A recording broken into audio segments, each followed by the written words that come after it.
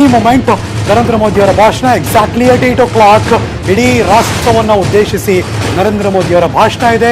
ಅವರ ಭಾಷಣದ ಮೇಲೆ ಭಾರಿ ಕುತೂಹಲ ಇದೆ, ಎಲ್ಲರಿಗೂ ಕೂಡ ನಿರೀಕ್ಷೆ ಇದೆ.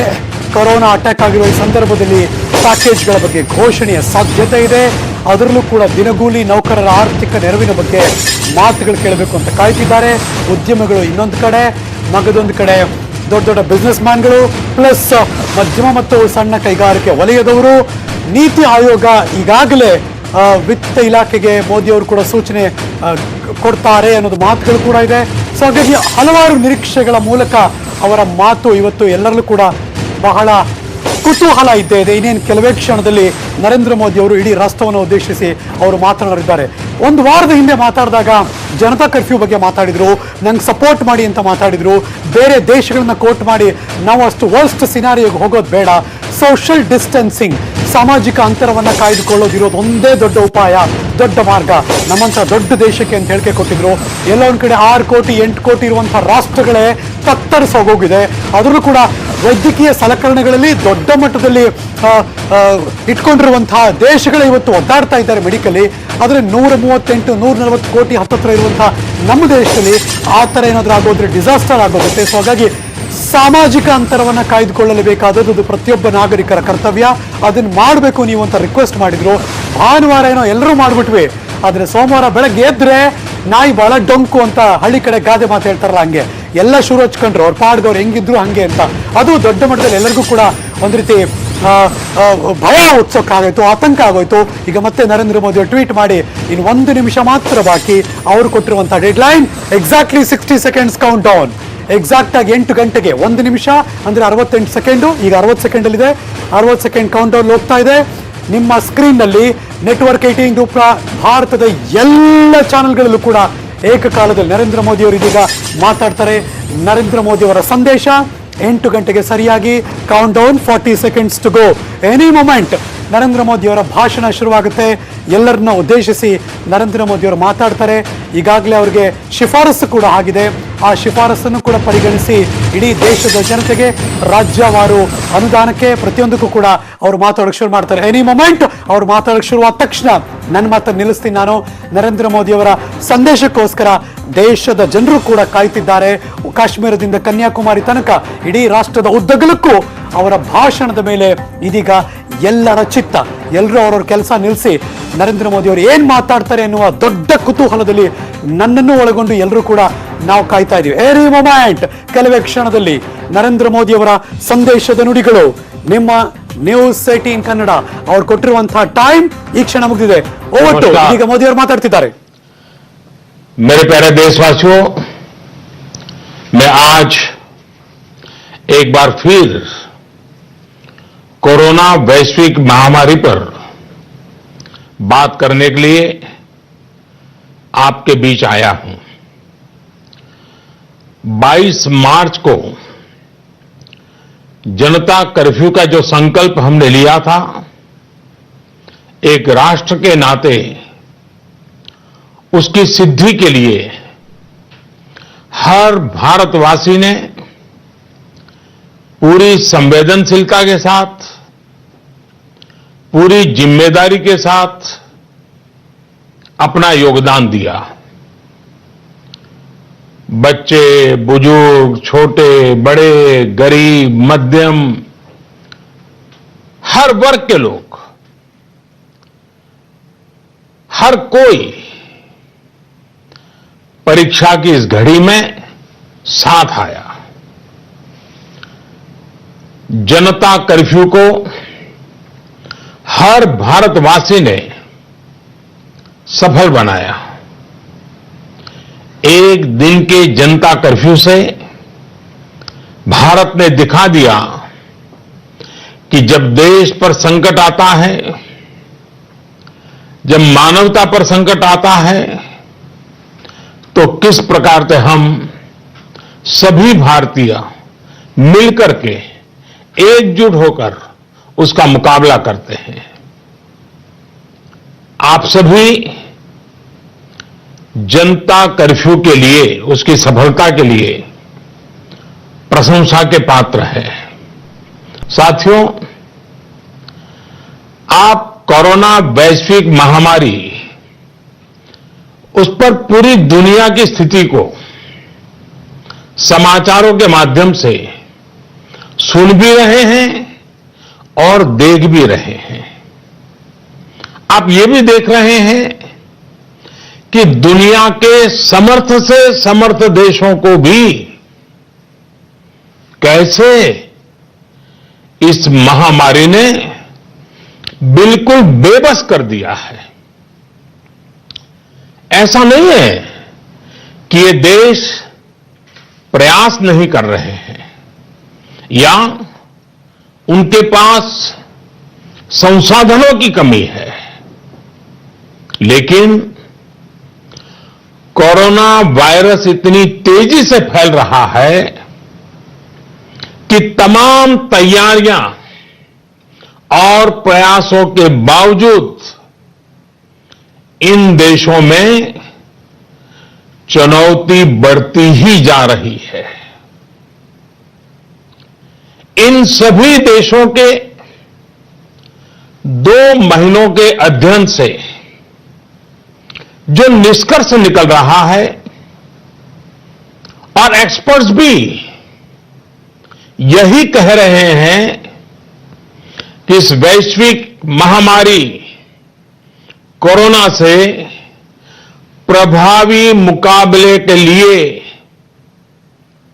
एकमात्र विकल्प है सोशल डिस्टेंसिंग। सोशल डिस्टेंसिंग यानी एक दूसरे से दूर रहना, अपने घरों में ही बंद रहना। कोरोना से बचने का इसके अलावा कोई तरीका नहीं है, कोई रास्ता नहीं है। कोरोना को फैलने से रोकना है तो उसके संक्रमण की जो साइकिल है, उस साइकिल को तोड़ना ही होगा। कुछ लोग इस गलतफहमी में है कि सोशल डिस्टेंसिंग केवल मरीज के लिए, बीमार लोगों के लिए आवश्यक है। यह सोचना सही नहीं। सोशल डिस्टेंसिंग हर नागरिक के लिए है, हर परिवार के लिए है, परिवार के हर सदस्य के लिए है, प्रधानमंत्री के लिए भी है। कुछ लोगों की लापरवाही, कुछ लोगों की गलत सोच आपको, आपके बच्चों को, आपके माता पिता को, आपके परिवार को, आपके दोस्तों को और आगे चल करके पूरे देश को बहुत बड़ी मुश्किल में झोंक देंगी। अगर ऐसी लापरवाही जारी रही तो भारत को इसकी बहुत बड़ी कीमत चुकानी पड़ सकती है। और यह कीमत कितनी चुकानी पड़ेगी, इसका अंदाजा लगाना भी मुश्किल है। साथियों, पिछले 2 दिनों से देश के अनेक भागों में लॉकडाउन कर दिया गया है। राज्य सरकार के इन प्रयासों को बहुत गंभीरता से लेना चाहिए। हेल्थ सेक्टर के एक्सपर्ट्स और अन्य देशों के अनुभवों को ध्यान में रखते हुए देश आज एक महत्वपूर्ण निर्णय करने जा रहा है। आज रात 12 बजे से पूरे देश में, ध्यान से सुनिए, पूरे देश में आज रात 12 बजे से संपूर्ण देश में संपूर्ण लॉकडाउन होने जा रहा है। हिंदुस्तान को बचाने के लिए, हिंदुस्तान के हर नागरिक को बचाने के लिए, आपको बचाने के लिए, आपके परिवार को बचाने के लिए आज रात 12 बजे से घरों से बाहर निकलने पर पूरी तरह पाबंदी लगाई जा रही है। देश के हर राज्य को, हर केंद्र शासित प्रदेश को, हर जिले, हर गांव, हर कस्बे, हर गली मोहल्ले को अब लॉकडाउन किया जा रहा है। ये एक तरह से कर्फ्यू ही है। जनता कर्फ्यू से भी कुछ कदम आगे की बात, जनता कर्फ्यू से जरा ज्यादा सख्त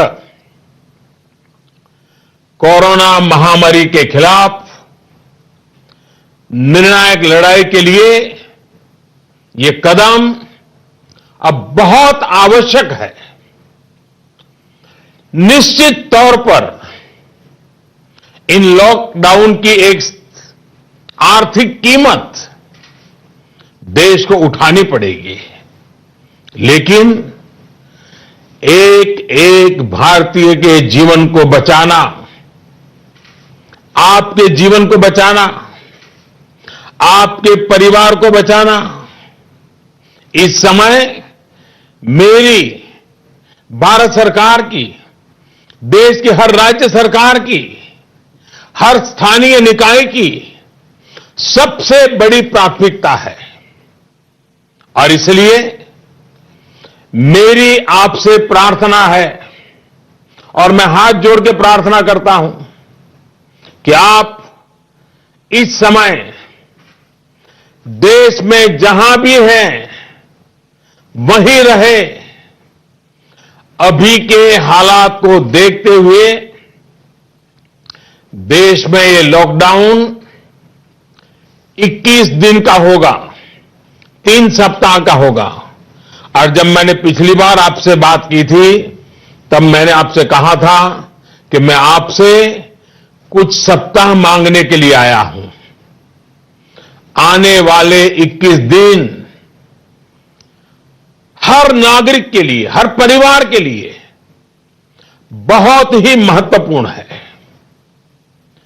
हेल्थ एक्सपर्ट्स की माने तो कोरोना वायरस की संक्रमण साइकिल तोड़ने के लिए कम से कम 21 दिन का समय बहुत अहम है।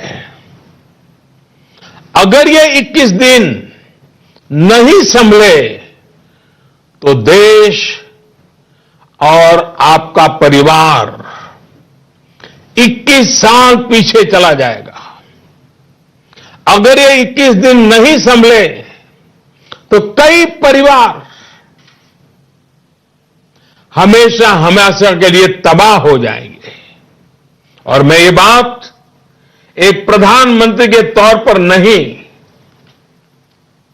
आपके परिवार के सदस्य के नाते कह रहा हूं। इसलिए बाहर निकलना क्या होता है ये इन 21 दिनों के लिए भूल जाइए। घर में रहे और एक ही काम करें कि अपने घर में ही रहें। साथियों, आज के फैसले ने, देशव्यापी लॉकडाउन ने आपके घर के दरवाजे पर एक लक्ष्मण रेखा खींच दी है। आपको ये याद रखना है कि घर से बाहर पड़ने वाला आपका सिर्फ एक कदम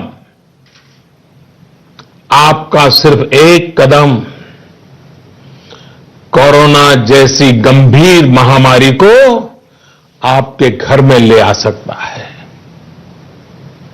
आपको ये याद रखना है कि कई बार कोरोना से संक्रमित व्यक्ति शुरुआत में बिल्कुल स्वस्थ लगता है।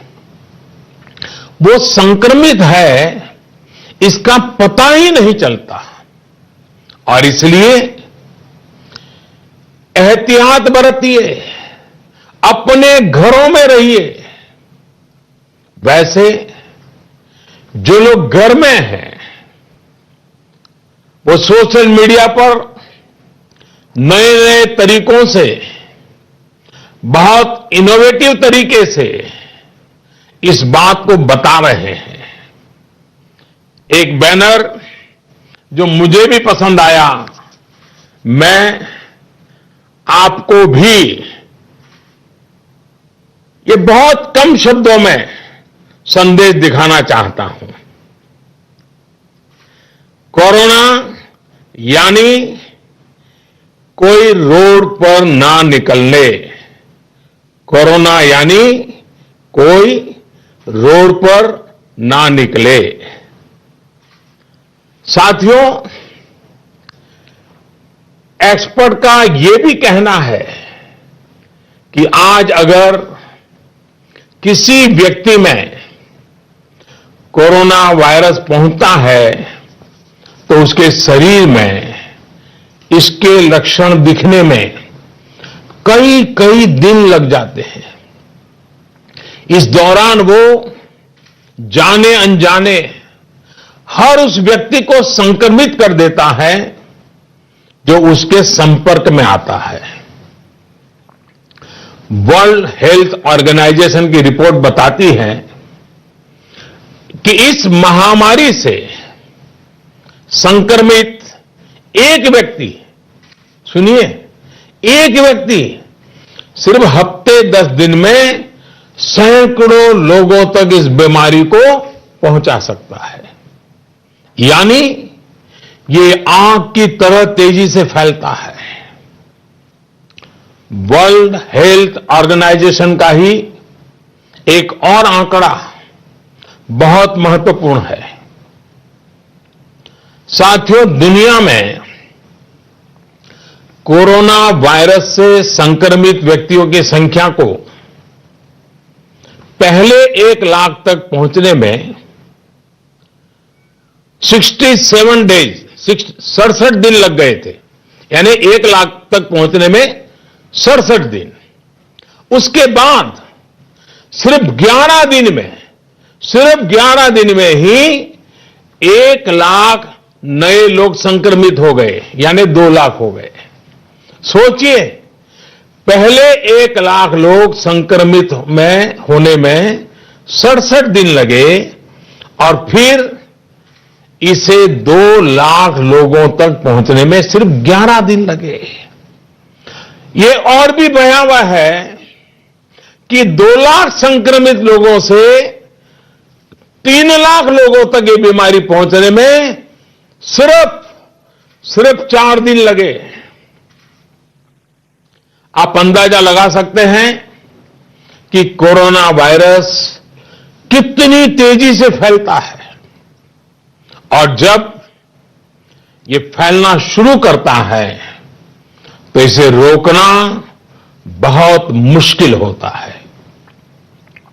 साथियों, यही वजह है कि चीन, America, France, Germany, Spain, Italy, Iran जैसे अनेक देशों में जब कोरोना वायरस ने फैलना शुरू किया तो हालात बेकाबू हो गए। और ये भी याद रखिए, इटली हो या अमेरिका, इन देशों की स्वास्थ्य सेवा, उनके हॉस्पिटल, उनके यहां आधुनिक संसाधन पूरी दुनिया में बेहतरीन है। उनकी व्यवस्थाएं बेहतरीन मानी जाती हैं। बावजूद इसके ये देश कोरोना का प्रभाव कम नहीं कर पाए। सवाल ये कि इस स्थिति में उम्मीद की किरण कहां है? उपाय क्या है? विकल्प क्या है? साथियों, कोरोना से निपटने के लिए उम्मीद की किरण उन देशों से मिले अनुभव है जो कोरोना को कुछ हद तक नियंत्रित कर पाए। हफ्तों तक इन देशों के नागरिक घरों से बाहर नहीं निकले। इन देशों के नागरिकों ने 100% सरकारी निर्देशों का पालन किया और इसलिए ये कुछ देश अब इस महामारी से बाहर आने की ओर बढ़ रहे हैं।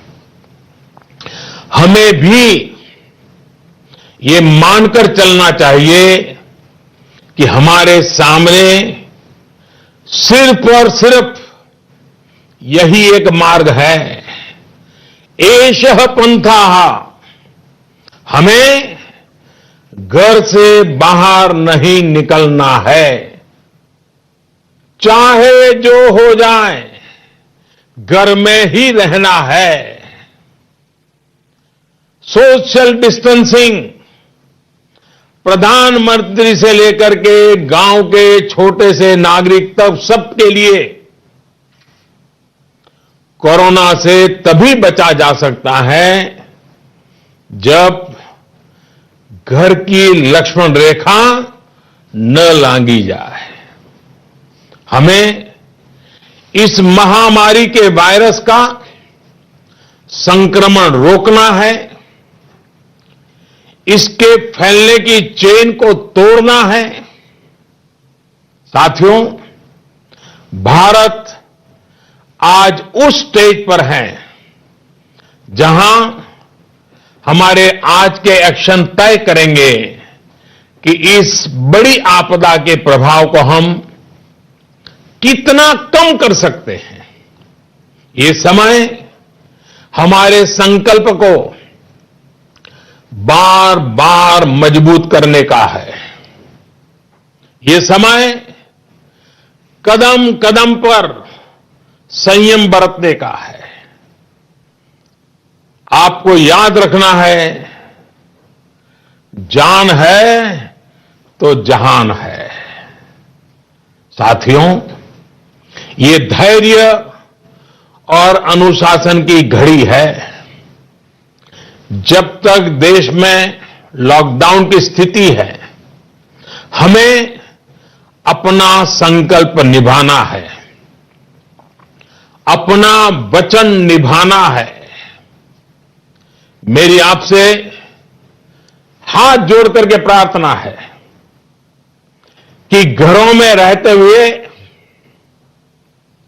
आप उन लोगों के बारे में सोचिए, उनके लिए मंगल कामना करिए जो अपना कर्तव्य निभाने के लिए खुद को खतरे में डालकर काम कर रहे हैं। उन डॉक्टर्स, उन नर्सेस, पैरामेडिकल स्टाफ, पैथोलॉजिस्ट, उनके बारे में सोचिए जो इस महामारी से एक एक जीवन को बचाने के लिए दिन रात अस्पताल में काम कर रहे हैं। अस्पताल प्रशासन के लोग, एम्बुलेंस चलाने वाले ड्राइवर, वार्ड बॉयज, उन सफाई कर्मचारियों के बारे में सोचिए जो इन कठिन परिस्थितियों में दूसरों की सेवा कर रहे हैं। आप उन लोगों के लिए प्रार्थना करिए जो आपकी सोसाइटी, आपके मोहल्लों, आपकी सड़कों, सार्वजनिक स्थानों को सैनिटाइज करने के काम में जुटे हैं, जिसमें और जिसके कारण इस वायरस का नामो निशान न रहे। आपको सही जानकारी देने के लिए 24 घंटे काम कर रहे मीडिया के लोगों के बारे में भी सोचिए जो संक्रमण का खतरा उठाकर सड़कों पर, अस्पतालों में है। आप अपने आसपास के पुलिस कर्मियों के बारे में सोचिए जो अपने घर परिवार की चिंता किए बिना आपको बचाने के लिए, आपके परिवार को बचाने के लिए दिन रात ड्यूटी कर रहे हैं और कई बार कुछ लोगों के गुस्ताखे के भी शिकार हो जाते हैं, गुस्सा भी झेल रहे हैं। साथियों, कोरोना वैश्विक महामारी से बनी स्थितियों के बीच केंद्र और देश भर की राज्य सरकारें तेजी से काम कर रही हैं। रोजमर्रा की जिंदगी में लोगों को असुविधा ना हो, इसके लिए निरंतर कोशिश कर रही है। सभी आवश्यक वस्तुओं की सप्लाई बनी रहे, इसके लिए सभी उपाय किए गए हैं और आगे भी किए जाएंगे।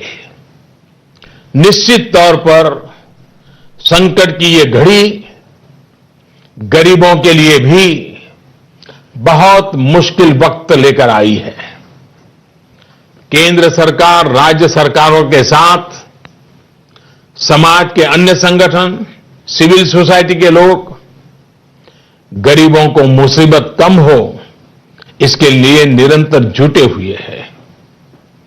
गरीबों की मदद के लिए अनेकों लोग साथ आ रहे हैं।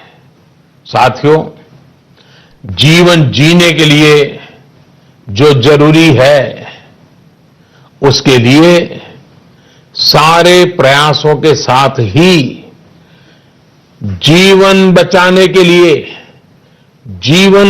के लिए जो जरूरी है, उसे सर्वोच्च प्राथमिकता देनी ही पड़ेगी। इस वैश्विक महामारी से मुकाबला करने के लिए देश की स्वास्थ्य सुविधाओं को तैयार करने का काम केंद्र सरकार लगातार कर रही है। विश्व स्वास्थ्य संगठन, भारत के बड़े चिकित्सा और अनुसंधान संस्थानों तथा स्वास्थ्य विशेषज्ञों की सलाह और सुझाव पर कार्य करते हुए सरकार ने निरंतर फैसले भी लिए हैं।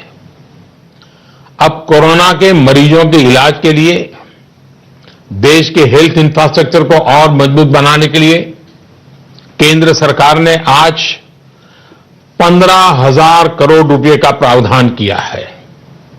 इससे कोरोना से जुड़ी testing facilities, personal protective equipments, isolation beds, ICU beds, ventilators और अन्य जरूरी साधनों की संख्या तेजी से बढ़ाई जाएगी। साथ ही मेडिकल और पैरामेडिकल मैन पावर की ट्रेनिंग का काम भी किया जाएगा। मैंने राज्य सरकारों से अनुरोध किया है कि इस समय सभी राज्यों की पहली प्राथमिकता सिर्फ और सिर्फ स्वास्थ्य सेवाएं ही होनी चाहिए, हेल्थ केयर ही प्राथमिकता होनी चाहिए। मुझे संतोष है कि देश का प्राइवेट सेक्टर भी पूरी तरह से कंधे से कंधा मिलाकर संकट और संक्रमण की इस घड़ी में देशवासियों के साथ खड़ा है। प्राइवेट लैब्स, प्राइवेट अस्पताल सभी इस चुनौतीपूर्ण दौर में सरकार के साथ काम करने के लिए आगे आ रहे हैं। लेकिन साथियों, ये भी ध्यान रखिए कि ऐसे समय में जाने अनजाने कई बार अफवाहें भी बहुत जोर पकड़ती है और अफवाहों के ट्रैवल करने की ताकत भी बहुत होती है। मेरा आपसे आग्रह है कि किसी भी तरह की अफवाह और अंधविश्वास से बचें। आपके द्वारा केंद्र सरकार, राज्य सरकार और मेडिकल फ्रेटर्निटी द्वारा दिए गए निर्देश और सुझावों का पालन करना बहुत जरूरी है। मेरी आपसे प्रार्थना है कि इस बीमारी के लक्षणों के दौरान बिना डॉक्टरों की सलाह के कोई भी दवा न लें किसी भी तरह का खिलवाड़ आपके जीवन को और खतरे में डाल सकता है। साथियों, मुझे विश्वास है हर भारतीय संकट की इस घड़ी में सरकार के, स्थानीय प्रशासन के निर्देशों का पालन करेगा। 21 दिन का लॉकडाउन लंबा समय है, लेकिन आपके जीवन की रक्षा के लिए, आपके परिवार की रक्षा के लिए उतना ही महत्वपूर्ण है। हमारे पास यही एक महत्वपूर्ण रास्ता है। मुझे विश्वास है हर हिंदुस्तानी इस संकट का न सिर्फ सफलता से मुकाबला करेगा, बल्कि इस मुश्किल घड़ी से विजयी होकर निकलेगा। आप अपना ध्यान रखिए, अपनों का ध्यान रखिए और आत्मविश्वास के साथ कानून नियमों का पालन करते हुए, पूरी तरह संयम बरतते हुए विजय का संकल्प करके हम सब इन बंधनों को स्वीकार करें। आप सबका बहुत बहुत धन्यवाद।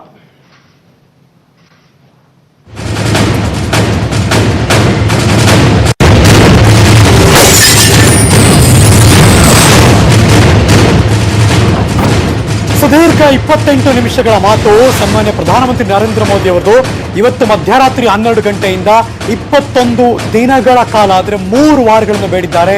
ಏಪ್ರಿಲ್ 14ನೇ ತಾರೀಕಿನ ತನಕ ಇಡೀ ದೇಶವನ್ನ ಲಾಕ್ಡೌನ್ ಮಾಡುವುದು ಬಿಟ್ಟು ಬೇರೆ ಇನ್ಯಾವ ಉಪಾಯಗಳು ಕೂಡ ನಮ್ಮ ಹತ್ರ ಇಲ್ಲ. ದೊಡ್ಡ ದೊಡ್ಡ ಸಲಕರಣೆಗಳಿರುವಂಥ, ವೈದ್ಯಕೀಯದಲ್ಲಿ ಬಹಳ ಹೆಸರು ಮಾಡುವಂಥ ದೇಶಗಳೇ ಈ ಕರೋನಾ ವೈರಸ್ ವಿರುದ್ಧ ಕುಬ್ಜರಾಗೋಗಿದ್ದಾರೆ. ಹಾಗಾಗಿ ನಮ್ಮ ದೇಶವನ್ನು, ದೇಶದ ಜನತೆಯನ್ನು ಕಾಪಾಡೋದು ನಮ್ಮೆಲ್ಲರ ಕರ್ತವ್ಯ, ಹೊಣೆ. ಹಾಗಾಗಿ ಎಲ್ಲ ದೊಡ್ಡ ದೊಡ್ಡ ಡಾಕ್ಟರ್ಸ್ಗಳ ಜೊತೆ ಮತ್ತು ವಿಶ್ಲೇಷಕ ಜೊತೆ ಮಾತಾಡಿದ ನಂತರದಲ್ಲಿ ನಿಲುವು ತೆಗೆದುಕೊಳ್ತಾ ಇದ್ದೀವಿ. 21 ದಿನ ಇಡೀ ದೇಶ ಲಾಕ್ಡೌನ್ ಆಗಿರುತ್ತೆ. 65 ದಿನಗಳಲ್ಲಿ 1 ಲಕ್ಷ ಜನರಿಗೆ ಕರೋನಾ ಹಬ್ಬುತ್ತೆ ಅಂದರೆ ನೀವು ಯೋಚನೆ ಮಾಡಿ. ಕೇವಲ 11 ದಿನದಲ್ಲಿ 2 ಲಕ್ಷ ಜನರಿಗೆ ಕರೋನಾ ಮಾರಿ ದೊಡ್ಡ ಮಟ್ಟದಲ್ಲಿ ಹಬ್ಬುತ್ತೆ. ಇದನ್ನು ತಡೆಗಟ್ಟುವ ನಿಟ್ಟಿನಲ್ಲಿ 21 ದಿನವನ್ನು ನೀವು ನನಗೆ ಕೊಡಲೇಬೇಕು. ಇಡೀ ದೇಶವನ್ನು ಈ ಮೂಲಕ ಲಾಕ್ಡೌನ್ ಮಾಡ್ತಾ ಇದ್ದೀವಿ ಅಂತ ಸನ್ಮಾನ್ಯ ಪ್ರಧಾನಮಂತ್ರಿ ನರೇಂದ್ರ ಮೋದಿ ಅವರು ಈ ಕ್ಷಣ ಅನೌನ್ಸ್ ಮಾಡಿದ್ದಾರೆ. ನಮ್ಮೆಲ್ಲರ ಜವಾಬ್ದಾರಿಯನ್ನು ಕೂಡ ಈ ಮೂಲಕ ತಿಳಿಸಿದ್ದಾರೆ. ಕೊರೋನಾ ನಿಯಂತ್ರಣಕ್ಕೋಸ್ಕರ 15,000 ಕೋಟಿ ವಿಶೇಷ ಪ್ಯಾಕೇಜ್ ಅನ್ನು ಕೂಡ रिलीज ಮಾಡಿದ್ದಾರೆ. देश आज एक महत्वपूर्ण निर्णय करने जा रहा है. आज रात 12 बजे से पूरे देश में, ध्यान से सुनिए, पूरे देश में आज रात 12 बजे से संपूर्ण देश में संपूर्ण लॉकडाउन होने जा रहा है.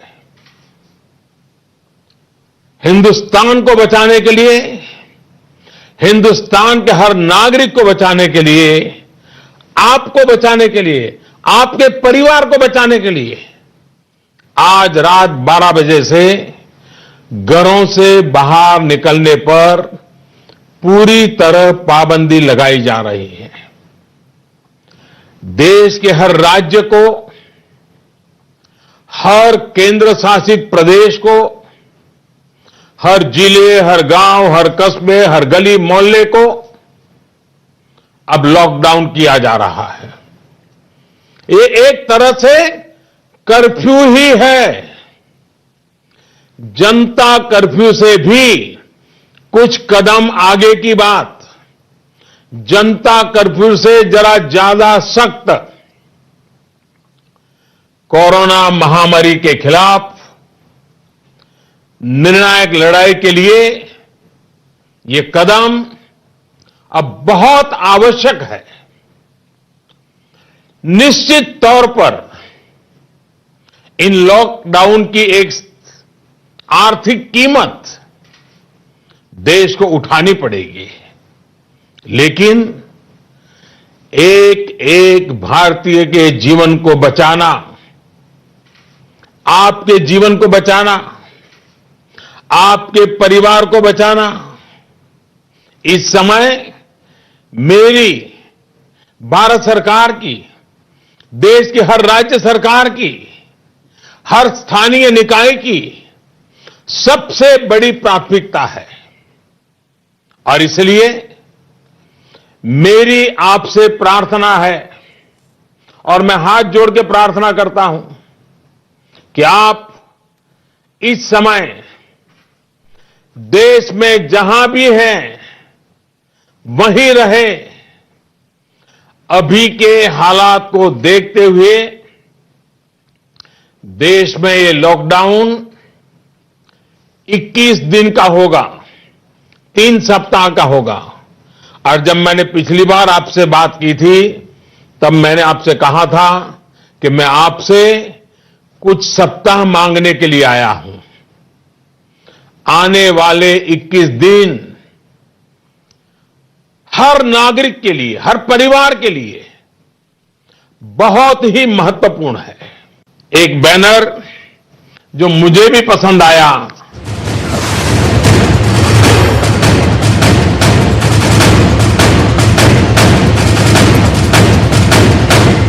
ಸನ್ಮಾನ್ಯ ಪ್ರಧಾನಮಂತ್ರಿ ನರೇಂದ್ರ ಮೋದಿ ಅವರು ಹೇಳಿರುವ ಹಾಗೆ 21 ದಿನಗಳ ಅಂದ್ರೆ 3 ವಾರಗಳ ಕಾಲ ಏಪ್ರಿಲ್ 14ರವರೆಗೆ ತನಕ ಮನೆಯಿಂದ ಹೊರಗೆ ಬರಬೇಡಿ.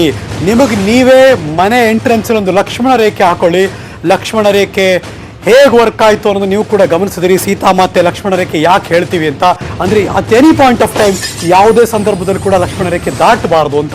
ಸೊ ಹಾಗಾಗಿ ಆ ಲಕ್ಷ್ಮಣ ರೇಖೆಯನ್ನು ಹಾಕೊಂಡು 21 ದಿನಗಳ ಕಾಲ ಯಾವುದೇ ರೀತಿಯ ಸಾಮಾಜಿಕ ಚಟುವಟಿಕೆಗಳಲ್ಲಿ ಭಾಗವಹಿಸದೆ, ಸಾಮಾಜಿಕ ಅಂತರವನ್ನು ಕಾಯ್ದುಕೊಂಡು, ಸೋಷಿಯಲ್ ಡಿಸ್ಟೆನ್ಸಿಂಗ್ ಅನ್ನು ಮೇಂಟೈನ್ ಮಾಡಿ ಇಡೀ ಭಾರತಕ್ಕಾಗುವಂತಹ ದೊಡ್ಡ ಮಟ್ಟದ ಆಪಾಯವನ್ನ, ಆಘಾತವನ್ನು ತಪ್ಪಿಸೋದಕ್ಕೆ ಇರುವಂತಹ ಏಕೈಕ ಮಾರ್ಗ ಅದು ಇಡೀ ದೇಶವನ್ನ 21 ದಿನಗಳ ಕಾಲ ಲಾಕ್ಡೌನ್ ಮಾಡಬೇಕು ಅಂತ.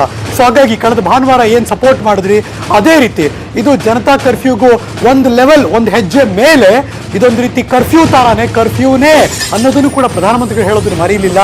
ಇಡೀ ಭಾರತಕ್ಕೆ ಈ ಕರ್ಫ್ಯೂ ಅಥವಾ ಈ ಲಾಕ್ಡೌನ್ ಅನ್ವಯ ಆಗುತ್ತೆ. ಐ ಥಿಂಕ್ ಪ್ರಥಮ ಬಾರಿಗೆ ಇಡೀ ದೇಶದಲ್ಲೇ ಒಂದು ದೊಡ್ಡ ಮಟ್ಟದಲ್ಲಿ ಲಾಕ್ಡೌನ್ ಆದೇಶ ಇಶ್ಯೂ ಆಗಿದೆ.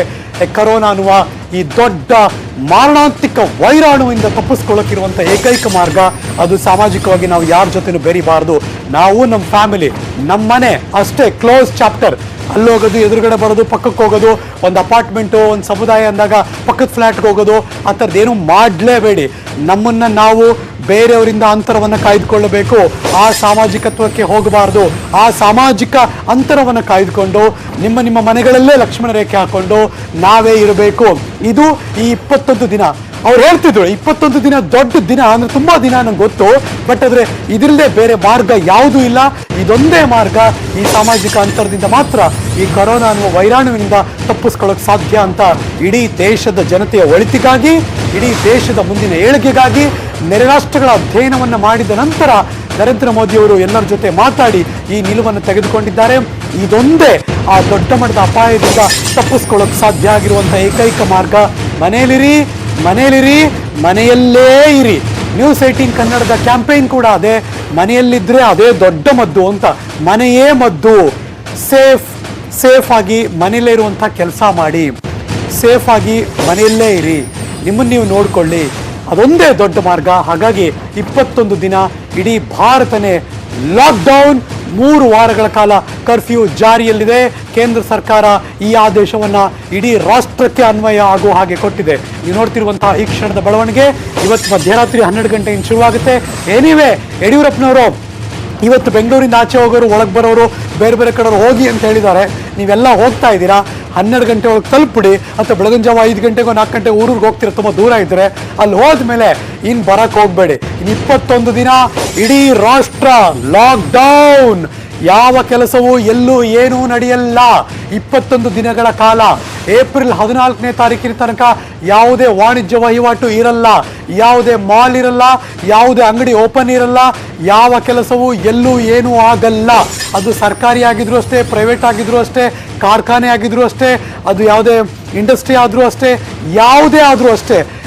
ಎಕ್ಸ್ಟ್ರೀಮ್ಲಿ ಯಾವುದೋ ವೆರಿ ವೆರಿ ವೆರಿ ಅಗತ್ಯ ಇರುವಂಥ ವ್ಯವಹಾರಗಳನ್ನ ಬಿಟ್ಟರೆ, ಅಂದ್ರೆ ಅರ್ಥ ಮೀಡಿಯಾದಲ್ಲಿ ಕೆಲಸ ಮಾಡುವಂಥ ಕೆಲವೊಬ್ರು ನಾವು, ಅಥವಾ ಆಸ್ಪತ್ರೆಗಳಲ್ಲಿ ಕೆಲಸ ಮಾಡೋ ಡಾಕ್ಟರ್ಗಳು, ದಾದಿಯರು, ಅಥವಾ ಆಸ್ಪತ್ರೆಯ ಸಿಬ್ಬಂದಿಗಳು, ಪೊಲೀಸ್ ಇಲಾಖೆಯಲ್ಲಿ ಕೆಲಸ ಮಾಡುವವರು, ಪೌರ ಕಾರ್ಮಿಕರು, ಅವ್ರು ಯಾರ್ಯಾರಿದ್ದೀರಿ ಅವ್ರುಗಳಿಗೆ ಮಾತ್ರ ಕೆಲಸ ಮಾಡುವಂಥ ಅನಿವಾರ್ಯತೆ ಇದ್ದೇ ಇರುತ್ತೆ. ಇದನ್ನೇ ನರೇಂದ್ರ ಮೋದಿ ಅವರು ಮೆನ್ಷನ್ ಮಾಡಿದ್ರು. ಎಲ್ಲರಿಗೂ ಕೂಡ ನಾವು ಕೃತಜ್ಞತೆಯನ್ನು ಸಲ್ಲಿಸಬೇಕು ಅಂತ. ಅದನ್ನು ಕೂಡ ಅವ್ರು ಹೇಳೋದನ್ನು ಮರೀಲಿಲ್ಲ. ನೀವು ನೋಡ್ತಿರುವಂಥ ಬೆಳವಣಿಗೆ, ನಿಮ್ಮ ಮನೆಗಳಲ್ಲಿ ನೀವೇ ಲಕ್ಷ್ಮಣ ರೇಖೆ ಹಾಕೊಂಡು ಇರಬೇಕು ಅಂತ. ಇಲ್ಲದಿದ್ದರೆ ಇಡೀ ನಿಮ್ಮ ಕುಟುಂಬ ಮಾತ್ರ ಅಲ್ಲ, ಇದು ನಿಮ್ಮ ಒಳಿತಿಗಾಗಿ, ಇಡೀ ದೇಶದ ಒಳಿತಿಗಾಗಿ ನಾವೆಲ್ಲರೂ ಕೂಡ ಕೈ ಜೋಡಿಸಲೇಬೇಕು. ಒಂದು ಕುಟುಂಬದಿಂದ ಇಡೀ ಭಾರತಕ್ಕೆ ಸಂಕಷ್ಟ ಬರೋ ಹಾಗಾಗಬಾರ್ದು.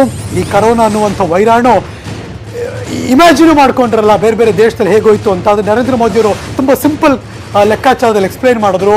ಕೇವಲ 11 ದಿವಸದಲ್ಲಿ ಲಕ್ಷಾನುಗಟ್ಟಲೆ ಜನಕ್ಕೆ ಹೆಂಗೆ ಸಮುದಾಯದಲ್ಲಿ ಹಬ್ಬುತ್ತೆ ಅಂತ. ಆ ಆಯಾಮಕ್ಕೆ ಹೋಗೋದು ಬೇಡ. ಭಾರತಂತಹ ದೊಡ್ಡ ದೇಶದಲ್ಲಿ, ಇಷ್ಟೊಂದು ಜನಸಂಖ್ಯೆ ಇರುವಂಥ ದೇಶದಲ್ಲಿ ಸಮುದಾಯಕ್ಕೆ ಹಬ್ಬಿಟ್ರೆ ಅದನ್ನು ತಡೆಯೋದಕ್ಕೆ ಬಹಳ ಕಷ್ಟ ಆಗೋಗುತ್ತೆ, ಸಾಧ್ಯನೇ ಇಲ್ಲ. ಮೆಡಿಕಲಿ ಸ್ಟ್ರಾಂಗ್ ಆಗಿರೋ ದೇಶಗಳೇ ಒದ್ದಾಡ್ಬಿಟ್ಟಿದೆ, ಅಮೇರಿಕಾ ಆಗಲಿ, ಇಟಲಿ ಆಗಲಿ, ಮತ್ತು ಬೇರೆ ಬೇರೆ ಜರ್ಮನಿ ಅನ್ನೋ ದೇಶದಲ್ಲಿ. ಇನ್ನು ಭಾರತಕ್ಕೆ ಬಂದರೆ ಭಾಳ ಪ್ರಾಬ್ಲಮ್ ಆಗುತ್ತೆ. ನಮಗಿರುವಂಥ ದೊಡ್ಡ ಲೆಸನ್, ಪಾಠ ಏನಪ್ಪ ಅಂದರೆ ಅವ್ರು ಮಾಡಿರೋ ತಪ್ಪನ್ನು ನಾವು ಮಾಡಬಾರ್ದು. ಸೊ ಹಾಗಾಗಿ ಮನೆಯಲ್ಲೇ ಇರಬೇಕು, ಮನೆಯಲ್ಲಿರುವುದನ್ನು ರೂಢಿ ಮಾಡ್ಕೋಬೇಕು. 21 ದಿನ ನಾವಾಯಿತು, ನಮ್ಮ ಮನೆ ಆಯಿತು, ಗಂಡ ಹೆಂಡತಿ ಮಕ್ಕಳು, ಅಪ್ಪ ಅಮ್ಮ, ಅಕ್ಕ ತಮ್ಮ, ಅಣ್ಣ ತಂಗಿ, ಇಷ್ಟು ಮಾತ್ರ. ಆ ಮನೇಲಿ ಯಾರಿದ್ರು ಆ ಮನೇಲೇ ಇರಿ. ಇವತ್ತು ಈ ಕ್ಷಣ, ಇವತ್ತಿಂದ ಯಾರ್ಯಾರು ಎಲ್ಲೆಲ್ಲಿದ್ದೀರಿ, ರೂಮ್ ಮಾಡ್ಕೊಂಡಿದ್ದೀರೋ, ಮನೆಯಲ್ಲಿದ್ದೀರೋ, ಅಥವಾ ಇನ್ನೆಲ್ಲೋ ಇದ್ದೀರೋ, ಅಲ್ಲೇ ಇರಬೇಕು. ಅಲ್ಲೇ ಇರುವುದನ್ನೇ ನಾವು ರೂಢಿ ಮಾಡ್ಕೋಬೇಕು. ನೆನಪಿರಲಿ ಮಗದೊಮ್ಮೆ, 21 ದಿನಗಳ ಕಾಲ ಇಡೀ ಭಾರತ ಲಾಕ್ಡೌನ್.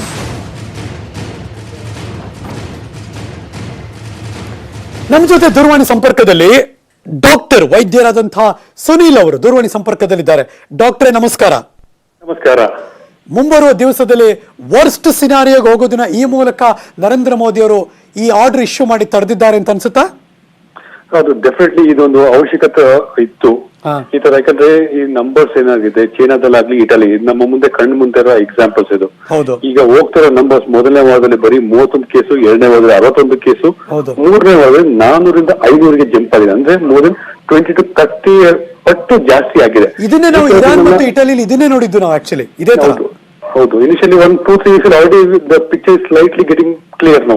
ಹೌದು. ಇನಿಷಿಯಲಿ ಅಂದ್ರೆ ಫಸ್ಟ್ ವೀಕ್, ಸೆಕೆಂಡ್ ವೀಕ್ ಅಲ್ಲಿ we thought probably temperature compound ಆಗಲಿ, Indian X factor where we don't know what is the outcome ಅಂತ ಹೇಳಿ, ಆ ತರ ಒಂದು ಫ್ಯಾಕ್ಟರ್ ನಾವು ಅನ್ಕೊಂಡ್ವಿ India will not be so much badly affected ಅಂತ. ಬಟ್ ಈಗ ಅಂಕಿಅಂಶಗಳನ್ನು ನೋಡಿದ್ರೆ ಈಗ increasing numbers will give us a clue that next 2-3 months if you don't plan it ಅಡಿಕ್ವೇಟ್ಲಿ, probably ನಮ್ಗೆ ಆ ಎಕಾನಮಿನ ರಿಕವರ್ ಮಾಡ್ಕೊಂಡಂತ ಸ್ಟೇಟ್ ಆಗಲಿ ಅಥವಾ ಉಳ್ಕೊಂಡಂತ ಪಾಪ್ಯುಲೇಷನ್ ಆಗಲಿ ಸ್ವಲ್ಪ ಕಷ್ಟ ಆಗ್ಬಹುದು. ಅದನ್ನ ಪ್ರಿಕಾಷನ್ ಅದನ್ನ ನರೇಂದ್ರ ಮೋದಿ ಅವರು ಹೇಳಿದ್ರು. ಎಕನಾಮಿಕಲಿ ಏನ್ ರೈಸ್ ಮಾಡಬೇಕು ಅಥವಾ ಏನ್ ತಗೋಬೇಕು ಅದನ್ನ ಭರಿಸಲೇಬೇಕಾದಂತ ಅನಿವಾರ್ಯತೆ ಇದೆ. ನಾವು ಚೆನ್ನಾಗಿದ್ರೆ ಅದನ್ನ ಮಾಡಬಹುದು ಮುಂದಿನ ದಿನಗಳಲ್ಲಿ. ಸೊ ಹಾಗಾಗಿ ಎಲ್ಲರ ಕೋಪರೇಷನ್ ಮತ್ತು ಆರ್ಡರ್ನ ಈ ಮೂಲಕ ಇಶ್ಯೂ ಮಾಡಿದ್ದಾರೆ ಅವರು. ಇದನ್ನ ನಾವು ಈ ಒಂದು ಎಪಿಡೆಮಿಕ್ ಏನು ಡಿಪೆಕ್ಟ್ ಮಾಡುತ್ತೆ ಅಂದ್ರೆ 3 ಇಂಪಾರ್ಟೆಂಟ್ ಕ್ವಶನ್ಸ್ ಆನ್ಸರ್ ಮಾಡ್ಬೇಕಾಗತ್ತೆ. ಒಂದು, ನಮ್ಮ ಹೆಲ್ತ್ ಕೇರ್ ಸಿಸ್ಟಮ್ ಎಷ್ಟು ಸ್ಟ್ರಾಂಗ್ ಇದೆ, ನಮ್ಮ ಹೆಲ್ತ್ ಕೇರ್ ಸಿಸ್ಟಮ್. ಎರಡನೇದು, ಗವರ್ನೆನ್ಸ್ ಎಷ್ಟು ಮಟ್ಟಿಗೆ ಅದನ್ನ ಕಂಪೇರ್ ಮಾಡ್ಕೊಂಡು ಮಾಡಕ್ಕಾಗತ್ತೆ, ನಮ್ಮ ಒಂದು ಮಿಸ್ಟೇಕ್ಸ್ ಆಗ್ಲಿ, ನಮ್ಮ ಒಂದು ಇಂಪ್ಲಿಮೆಂಟೇಷನ್ ಆಗಲಿ. ಮೂರನೇದು, ನಮ್ಮ ಒಂದು ಎಕಾನಮಿ ಯಾವ ತರ ಇದನ್ನ ಹ್ಯಾಂಡಲ್ ಮಾಡುತ್ತೆ ಇನ್ ಟರ್ಮ್ಸ್ ಆಫ್ ಮೊಬಿಲೈಸಿಂಗ್. ಈಗ ವೆಂಟಿಲೇಟರ್ ಅಭಾವಗಳಿದೆ, ವೆಂಟಿಲೇಟರ್ ಎಷ್ಟು ಬೇಗ ಅರೇಂಜ್ ಮಾಡಕ್ಕಾಗತ್ತೆ, ಎಷ್ಟು ಬೇಗನೆ ಡಾಕ್ಟರ್ಸ್ ನ ರಿಕ್ರೂಟ್ ಮಾಡಕ್ಕಾಗತ್ತೆ, ಎಷ್ಟು ಬೇಗನೆ ನರ್ಸಿಂಗ್ ಸ್ಟಾಫ್ ನ ಸಪೋರ್ಟ್ ಮಾಡ್ಲಿಕ್ಕಾಗತ್ತೆ. ಈ ಒಂದು ಕಾಸ್ ನ ಕರ್ಟೈಲ್ ಮಾಡುವಂತ ವ್ಯವಸ್ಥೆ ಮಾಡಿದಾಗ ಇದನ್ನ ಈ ಲಾಕ್ಡೌನ್ ಅನ್ನೋದ್ರಿಂದ it is not a permanent answer, it is one of the measures to decrease the spread, so that ನಮ್ಮ ಒಂದು ಗ್ರಾವಿಟಿ ಆಫ್ ನಂಬರ್ಸ್ ನ ಕಡಿಮೆ ಮಾಡೋದಕ್ಕೆ ಒಂದು ವಿಧಾನ ಅಷ್ಟೇ. ಅಲ್ಲ, ಅಫ್ಕೋರ್ಸ್ ಏನಾದ್ರೂ ಡೇಂಜರ್ ಅಥವಾ ಡ್ಯಾಮೇಜ್ ಆಗ್ಬೇಕಾದ್ರೆ ನಮಗೆ ಆಗ್ಬೇಕು ಅಂತಿಲ್ಲ. ಬೇರೆ ದೇಶದಲ್ಲಿ ಆಗಿರೋದನ್ನ ನೋಡಿ ಪಾಠ ಕಲ್ತ್ರೆ ಸಾಕಲ್ವಾ ಡಾಕ್ಟ್ರೆ? ಹೌದು, ಡೆಫಿನೆಟ್ಲಿ 100% ಇದು ಅಲ್ವಾ.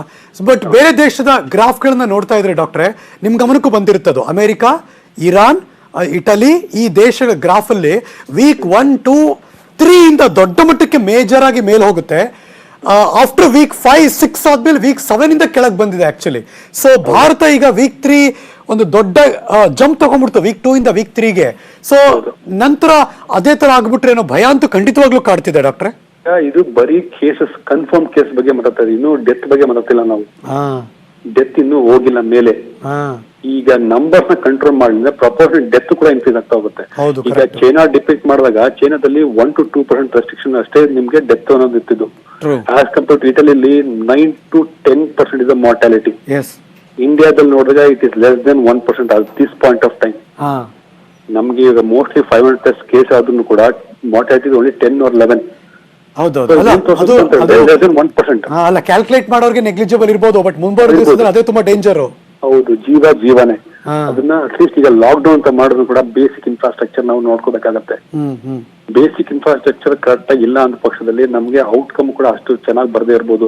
ಸೊ ಐ ಥಿಂಕ್ ಇದಕ್ಕೆ ಗವರ್ಮೆಂಟ್ ಹಸ್ taken appropriate steps also. Doctor, ಒಂದು ಕ್ವಶನ್ ಕೇಳ್ಬಿಡ್ತೀನಿ ನಾನು. ಸಾಮಾನ್ಯವಾಗಿ ಜನಕ್ಕಿದೆ ಹೇಳಿದ್ಮೇಲೆ ಕೂಡ ಲಕ್ಷ್ಮಣ ರೇಖೆ ಹಾಕೊಳ್ಳಿ, ಯಾರು ಬರಬಾರ್ದು ಅಂದ್ರೂ ಕೂಡ ಬೆಳಗ್ಗೆ ಎದ್ದು ಹಾಲು ತರಕ್ಕೆ, ಅಕ್ಕಿ ಬೇಳೆ ತರಕ್ಕೆ, ತರಕಾರಿ ತರಕ್ಕೆ, ಸೊಪ್ಪು ತರಕ್ಕೆ ಸುಮ್ಮನೆ ಬಂದ್ಬಿಡ್ತಾರೆ. ಇದು ಎಷ್ಟರ ಮಟ್ಟಿಗೆ ಪರಿಣಾಮ ಬೀರುತ್ತೆ ಡಾಕ್ಟ್ರೆ? ಸರ್, ನಾವು ಈಗ ಲಾಕ್ ಡೌನ್ ಅಂದ್ರೆ 100% ಲಾಕ್ ಡೌನ್ ಇಡೀ ಇಂಡಿಯಾದಲ್ಲಿ ಮಾಡ್ಲಿಕ್ಕೆ ಆಗಲ್ಲ. ಇದು ಒಂದು ಇನ್ನೇಟ್ ಪ್ರಾಬ್ಲಮ್ ಆಕ್ಚುಲಿ. ನಮ್ಗೆ ಸೋಷಿಯಲ್ ಡಿಸ್ಟೆನ್ಸಿಂಗ್ ಅನ್ನೋದು ನಮ್ಮ ಕಾನ್ಸೆಪ್ಟ್ ಮೋಸ್ಟ್ಲಿ 20 to 30% ಜನಕ್ಕೆ ಅದು ಮಾತ್ರ ಅರ್ಥ ಆಗಿದೆ. ಇನ್ನು 70 ಜನಕ್ಕೆ ತಿಳಿ ಮಾಡಿಸಿ ಹೇಳಿ ಅವ್ರಿಗೆ ಅರ್ಥ ಮಾಡ್ಲಿಕ್ಕಂತ ಟೈಮು ಇಲ್ಲ. ಆ ತರ ಒಂದನ್ನ ಮಾಡ್ಬೇಕಾದ್ರೆ ಅದು ದೊಡ್ಡ ಮಟ್ಟಿಗೆ ಅದನ್ನ ಇನ್ವೆಸ್ಟ್ ಮಾಡ್ಬೇಕು. ಯಾಕೆ ಅಂದ್ರೆ ಡಾಕ್ಟ್ರೆ, ನಿಮ್ಗೆ ಗೊತ್ತಿರೋ ಹಾಗೆ ಈಗ ಅಮೆರಿಕ ಅಂತ ದೇಶದಲ್ಲಿ ಅವ್ರಿಗೆ ಗೊತ್ತು, ಸ್ನೋ ಸೀಸನ್ ಬಂದ್ರೆ 3 ತಿಂಗಳು ಮನೆಯಿಂದ ಹೊರಗೆ ಹೋಗಕ್ಕಾಗಲ್ಲ, ಎಲ್ಲ ತಂದು ಮನೇಲೆ ಗುಡ್ಡೆ ಹಾಕೋತಾರೆ, ಮೆಂಟಲಿ ರೆಡಿ ಆಗ್ತಾರೆ. They use to it. But ನಾವ್ ಹಂಗಿಲ್ಲ ಆಕ್ಚುಲಿ. ಹೆಂಗ್ ಮಾಡ್ಬೋದಾಗಿದ್ರೆ ಡಾಕ್ಟ್ರೆ? ಲಾಕ್ ಡೌನ್ ಅಂದ್ರೆ ಒಂದಾಯ್ತು. ಬೇಸಿಕ್ ಇನ್ಫ್ರಾಸ್ಟ್ರಕ್ಚರ್ ಈಗ ಏನಕ್ಕೆ, ಈಗ ಡೈಲಿ ವೇಜಸ್ ಯಾವ ತರ ಅದನ್ನ ರಿಪ್ಲೇಸ್ ಮಾಡ್ತೀರಿ? ಈಗ ಇಂದಿರಾ ಕ್ಯಾಂಟೀನ್ ಒಂದು ಸ್ಟಾಪ್ ಮಾಡಿದೆ, ಬಟ್ ಊಟದ ವ್ಯವಸ್ಥೆ ಇದೆ, ತರಕಾರಿ ವ್ಯವಸ್ಥೆ ಯಾವ ತರ ಮಾಡ್ತೀರಿ ನೀವು? ಅಟ್ಲೀಸ್ಟ್ ಈ ಮಿನಿಮಮ್ ಬೇಸಿಕ್ ಇನ್ಫ್ರಾಸ್ಟ್ರಕ್ಚರ್ ಕೂಡ ಔಟ್ಲೈನ್ ಮಾಡಬೇಕು. ನೀವು ಕರ್ಫ್ಯೂ ಹಾಕಿದ್ರಿ, ಓಕೆ ಫೈನ್. ಅದಕ್ಕೆ ನೆಕ್ಸ್ಟ್ ಆಲ್ಟರ್ನೇಟಿವ್, ಯಾಕಂದ್ರೆ ಜನಗಳು ಗೆಟ್ ರೆಸ್ಟ್ಲೆಸ್. ಈಗ ಫಸ್ಟ್ ಆಫ್ ಆಲ್ ಒಂದ್ ಕಡೆ ಡೆತ್ ಆಗ್ತಾ ಇದೆ, ಒಂದ್ ಕಡೆ ಬೇಸಿಕ್ ಇನ್ಫ್ರಾಸ್ಟ್ರಕ್ಚರ್ ನಾವು ಬಿಲ್ಡಪ್ ಮಾಡ್ಕೊಂಡು ಹೋಗ್ಲಿಲ್ಲ ಅಂತ ಹೇಳಿದ್ರೆ ಆ ಹರಾಜಿಕೆ ಸ್ಟಾರ್ಟ್ ಆಗಿ ರಾಯ್ಸ್ ಇವೆಲ್ಲ ಸ್ಟಾರ್ಟ್ ಆಗುವಂತ ಚಾನ್ಸಸ್ ಕೂಡ ಇದೆ. ಇದನ್ನ ಸ್ವಲ್ಪ ಕಾಂಪ್ರಿಹೆನ್ಸಿವ್ ನಾವು ಪ್ಲಾನ್ ಮಾಡ್ಬೇಕಾಗತ್ತೆ.